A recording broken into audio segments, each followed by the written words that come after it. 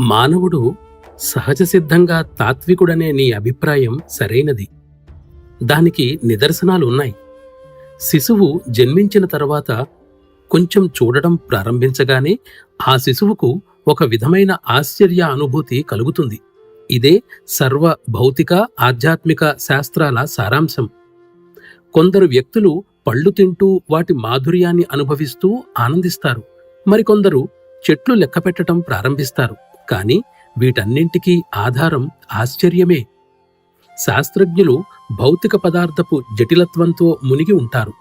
అన్వేషకుడు దీనిని విడిచిపెట్టి సకల స్వరూపాలకు మూలమైన ఆ స్వరూపాన్ని చేరుకుంటాడు.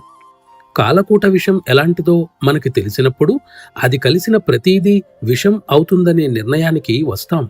లేదా దానితో కలిసిన ప్రతీదీ విష పదార్థం అవుతుందని కూడా అనుకుంటాం. కేవలం ఈ విషమే వస్తువులను విషంగా మారుస్తుంది. ఎందుచేతనంటే విషం యొక్క ఈ లక్షణం దానితో కలిసిన పదార్థపు ప్రతి అణువులోనూ నిండి ఉంటుంది. అదేవిధంగా భౌతిక పదార్థంలో శక్తి పనిచేస్తోంది.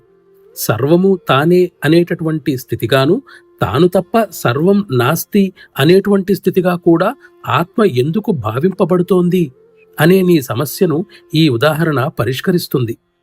మహాప్రళయానంతరం చివరికి ఏదీ కూడా ఏ విధంగా మిగలతో అభ్యాసి కూడా తన ఆధ్యాత్మిక ప్రగతిలో అటువంటి శూన్యస్థితిని పొందుతాడు. ఎందుకంటే ఏదైనా మిగిలి ఉన్నట్లయితే మహాప్రళయమన్న పేరే దానికి తగదు.